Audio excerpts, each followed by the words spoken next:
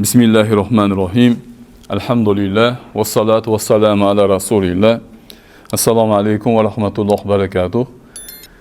Mani ismim Abdullah. Men shu Ittihod jamoasida faoliyat ko'rsataman. Bugun qo'limizdan kelganicha ustozlarimizdan o'rgangan ilmimizni sizlarga yetkazib berishga harakat qilaman. Avvalambor Robbimiz azza va jalla barchalarimizni bu ojizlik bilan qilgan ibodatlarimizni qabul qilgan bo'lsin.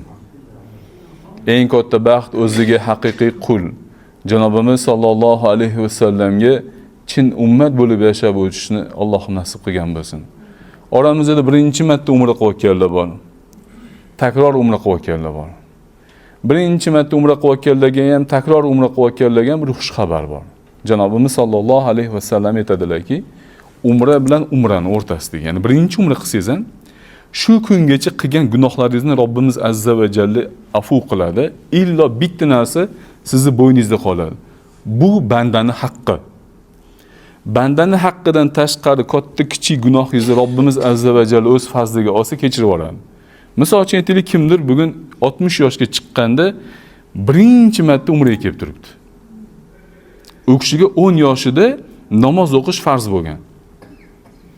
50 yillik gunoh bordi o'rtada hozir. 50 yillik gunohni Allohning fazliga olsa afu qiladi. Faqat bitta narsani kechirmaydi Robbimiz, bandani haqqini. Bu ma'naviy bo'lsin, moddiy bo'lsin, banda rozi bo'lmagunicha Allohim hech qachon rozi bo'lmaydi. Ijozat bersanglar, sizlar bilan hozir biz Saodat asriga qaytamiz. Madina-i Munawvaraga qaytamiz. Madina-i Munawvarada sahobai jalillar o'tirishgan edi. Bir gap o'rtaligida chiqib qoldi. Shuni masalasini Janobimiz sallallohu alayhi va sallamdan so'rashni niyat qilishdi. Masala nima edi?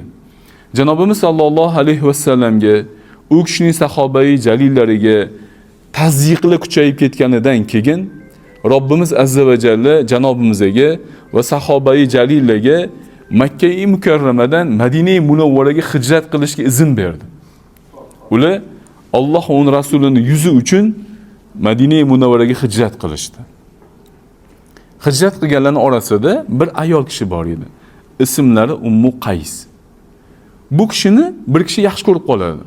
Menga turmushga chiqqin deydi. Shunda Ummu Qays aytadilarki, "Men deydilar, Madina-i Munawvaraga hijrat qilman dedilar.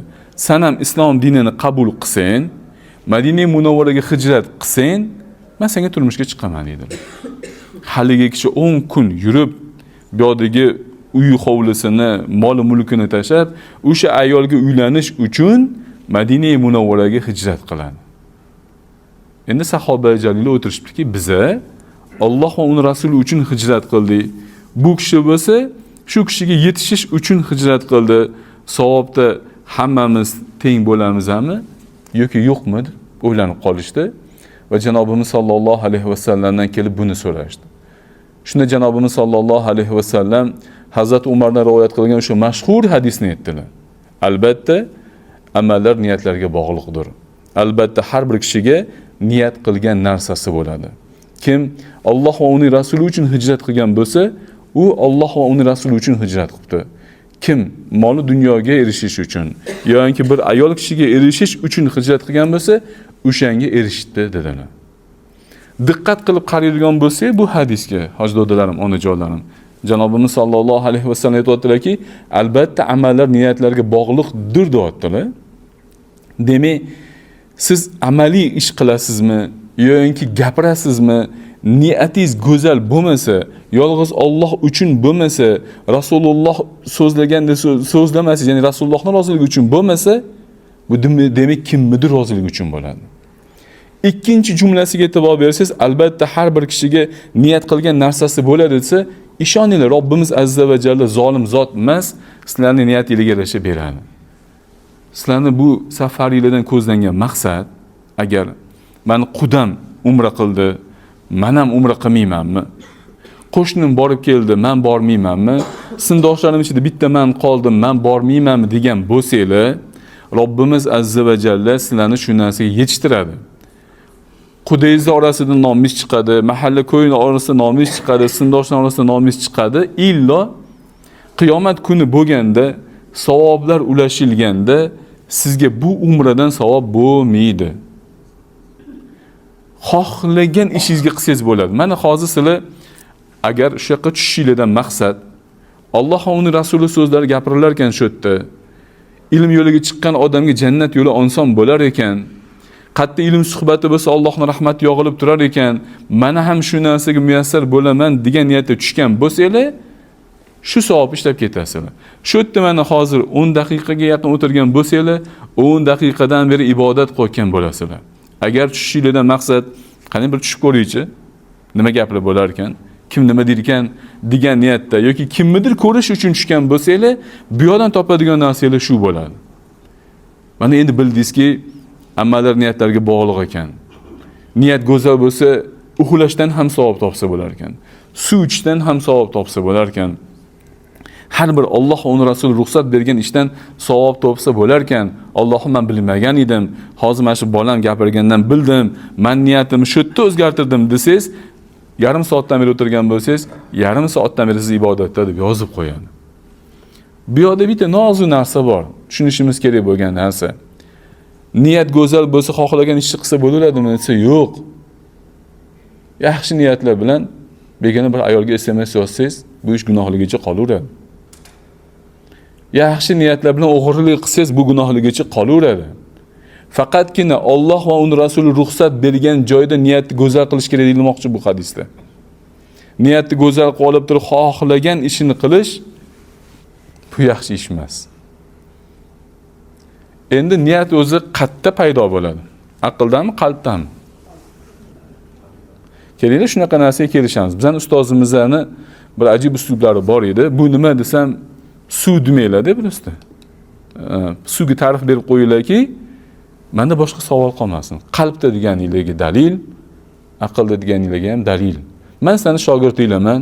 Sizlardan ilm olgani keldim. Sizlar mening ustozlarim, sizlar ustozim sizlar. Sizlardan olgan ma'lumotlarni olib borib, men hozir o'zimga o'xshaganlarga yetkazishim kerak. Niyat aqlda bo'ladimi yoki qalbdanmi? Aqldanmi onajonim? Qalbdan qilinadimi? Men gapirayotgan gapimmi?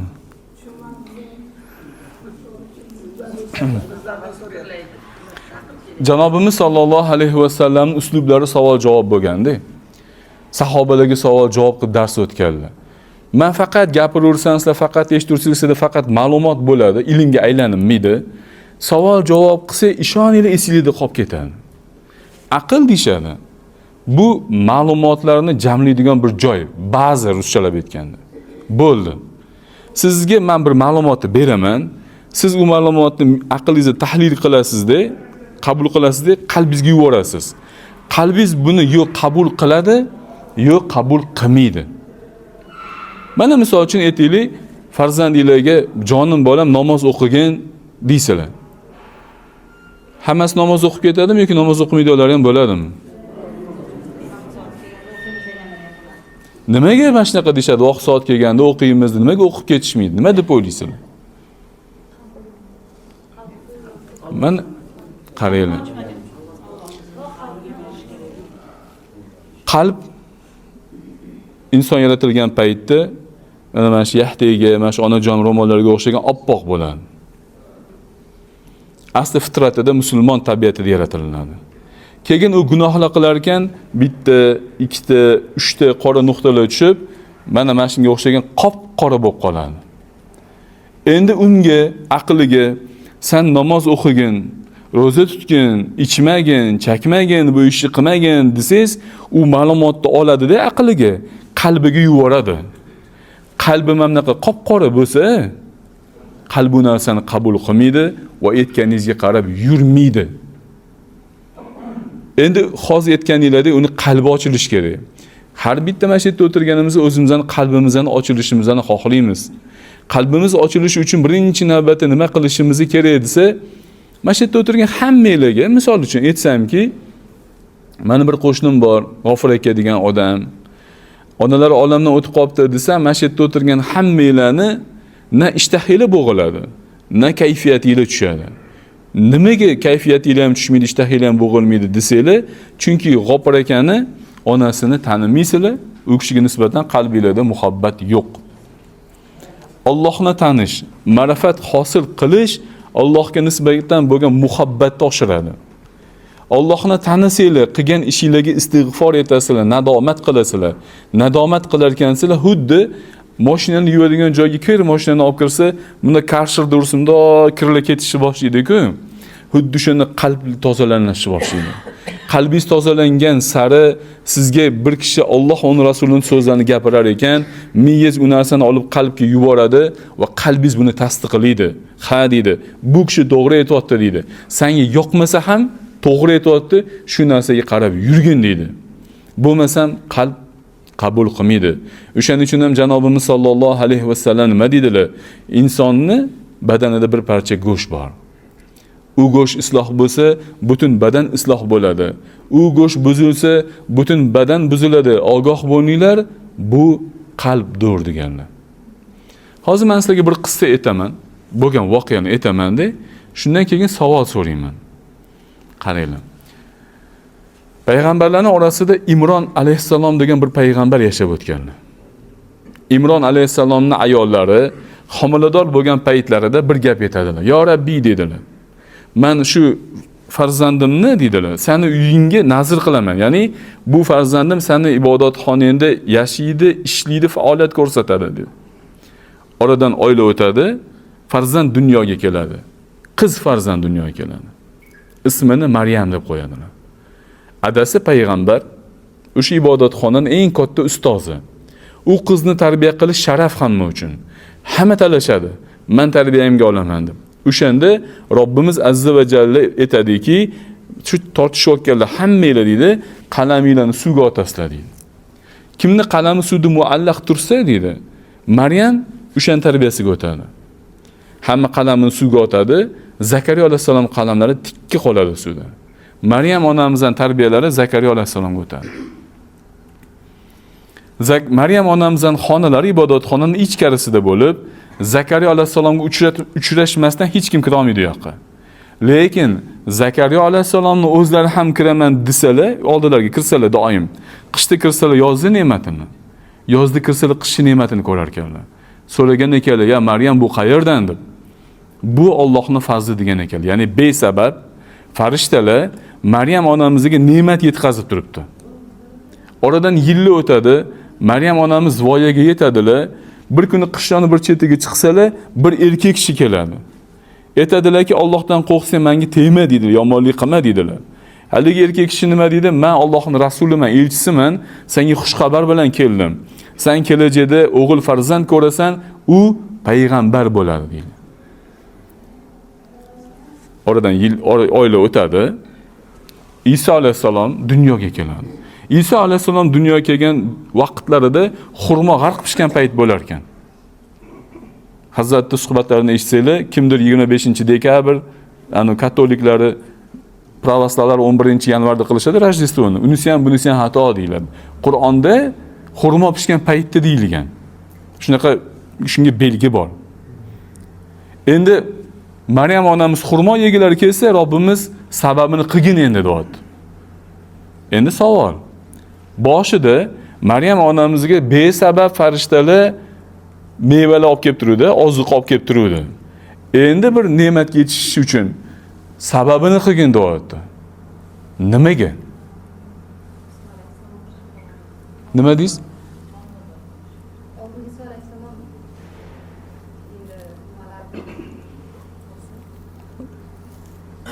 Nima o'zgardi shu?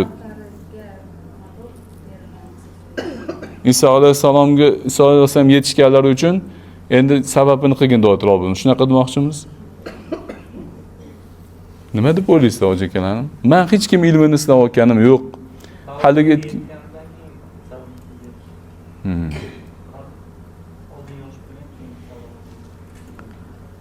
Masjidda hammanglar Madina Munavvarada bo'ldinglar. Masjid-i Nabaviyda bo'ldinglar. Masjid-i Nabaviyda o'tirganinglarda sizlarga kimdir xurmomidi, suvmidi, bir narsa sovg'a qildimi o'tirgan paytinglarda? Bo'ldimi? Mayli nima bo'lsa ham. Nima qilyotdingiz o'sha paytda sizlar? Qalbingizda Allohdan boshqa hech kim yo'qmidi? Demak, biz ham qalbimizni bo'shatib qo'ysak, mana shunaqa xizmat qilishadi bizga ham. Sizlarga ham xizmat qilishdimi? To'g'rimi? Bizning qalbimizda Allohning muhabbatidan boshqa hamma narsaning muhabbati bo'lgani uchun bir narsaga erishishimiz uchun millionta sabablar qilishga majbur bo'lamiz. Lekin Nabaviyda o'tiribsizlar, faqat ibodat qilyapsizlar. Sizlar xurmo kelishi uchun, zamzam kelishi uchun hech narsa qilmayapsizlar. Faqat o'tirib Alloh duosizlar, Alloh ham boshqa bandalarini sizlarga xizmat qildiryapti. Hurmatli hoji onalarim, hoji dodalarim, sizlarning jiyanlaringiz kelib sizlarni ziyoratingizga kelishi uchun uzoqdan beri kelmayotgan bo'lsa, demak sizlarning qalbingizda dunyoni tashvishi qirilib ketibdi. O'sha qalbinglardagi dunyo tashvishini sursanglar, sizlarning jiyanlaringiz keladi sizlarning ziyoratingizga. Ishoninglar. Arablarda bir ajib bir gap bor. Aytadiki, nur chiqqan mahalda, ya'ni biz kechqurun ko'rishimiz uchun xonadonimizni nimani yoqib qo'yamiz? Qachon o'chiramiz? Quyosh chiqqandan keyin, nur chiqqan paytda bunaqa chiroyliga hojat yo'q deydi. Ustozlarimiz kelishdi.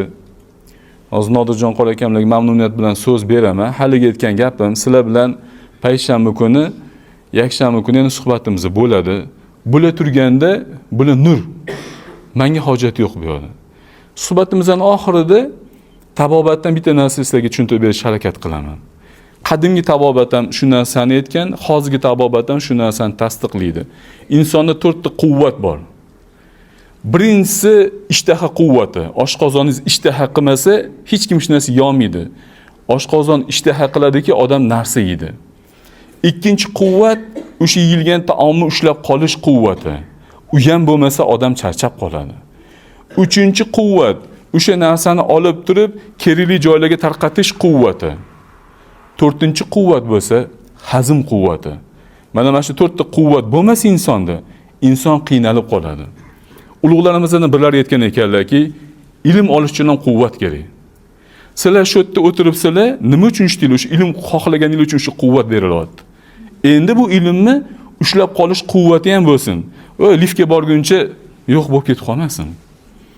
Buni hazm bo'lish quvvat, ya'ni yuboradigan quvvati nima bo'lsa, shu ilmni eshitgandan keyin shunga amal qilish, uni kerakli joylarga yuborish, hazm qilish nima bo'ladi desa, shu ilmdan hosil bo'lgan ilm ila o'zingizlardagi yomon narsani chiqazib tashlash bilan badaningizdan.